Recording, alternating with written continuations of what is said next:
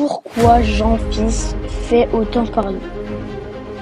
Depuis quelque temps, Jean-Fils est devenu l'un des youtubeurs gaming le plus discuté sur les réseaux. Entre accusations de contenu fake, clickbait, polémique autour de l'argent, drama et couple, critiques de plus en plus nombreuses, beaucoup de viewers commencent à se poser des questions. Alors attention, dans cette vidéo, le but n'est pas d'harceler Jean-Fils ou de l'insulter. Le but c'est simplement d'analyser calmement pourquoi il attire autant de critiques aujourd'hui. Parce qu'au final, Jean-Fils représente peut-être parfaitement le YouTube gaming moderne. Partie 1, le contenu fake. La première reproche qui revient constamment autour de Jean-Fils, c'est le côté très exagéré de ses vidéos. Et honnêtement, quand on regarde certaines miniatures ou certains titres, on comprend pourquoi les gens parlent autant. Réaction énorme, moment ultra dramatique, situation qui tombe parfaitement au bon moment. Pour certains viewers, ça ressemble parfois plus à une série qu'à du vrai contenu spontané. Et le problème, c'est qu'à force d'exagérer, les réactions pour garder l'attention. Beaucoup de personnes commencent à penser que certaines vidéos sont scénarisées.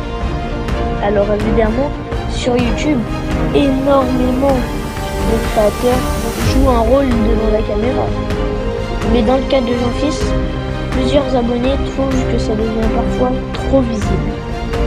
Partie 2, le clickbait et les vidéos trop choquantes. Un énorme sujet de critique de clickbait.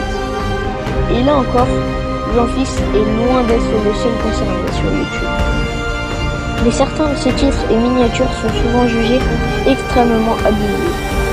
Parfois, les vidéos donnent l'impression qu'il va se passer quelque chose d'incroyable, un énorme drama, une révélation, une embrouille énorme ou un événement choquant, alors qu'au final, la vidéo est parfois beaucoup plus normale que ce que la miniature laisse penser. Et forcément, ça énerve une partie des viewers.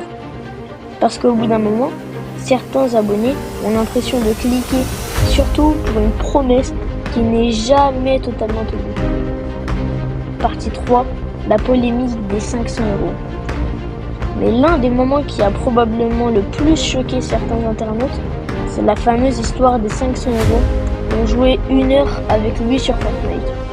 Quand cette offre a commencé à tourner sur les réseaux, énormément de gens ont réagi.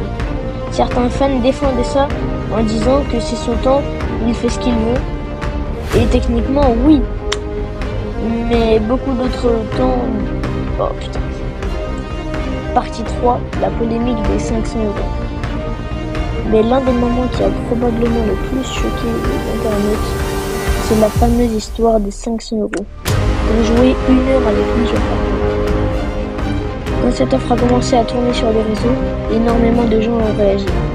Certains fans défendaient ça en disant « c'est son temps, il fait ce qu'il veut ». Et techniquement, oui, c'est vrai. Mais beaucoup de personnes trouvent le prix complètement excessif. Surtout quand une grosse partie de sa communauté est assez jeune. Et c'est là que les critiques ont commencé à devenir beaucoup plus sérieuses. Parce que pour certains viewers, ça donnait l'impression qu'une partie du YouTube gaming devenait surtout concentrée sur l'argent et le buzz. Partie 4, drama avec Blondine. Et évidemment, impossible de parler des dramas autour de Jean-Fils sans parler de tout ce qui concerne Blondine. Leur relation a énormément fait parler sur TikTok, YouTube et les réseaux en général.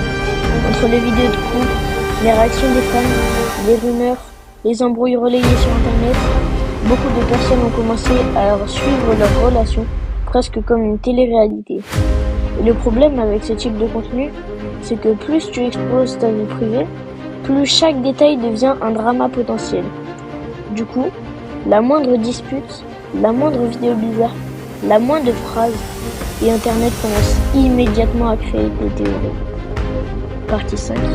Pourquoi Jean-Fils attire autant de critiques? Au final, le cas de Jean-Fils dépasse peut-être simplement Jean-Fils lui-même. Parce qu'aujourd'hui, sur YouTube Gaming, Beaucoup de créateurs cherchent constamment à faire plus de vues, plus de buzz, plus de réactions, plus de drama. Et forcément, plus les vidéos deviennent exagérées, plus les viewers deviennent méfiants.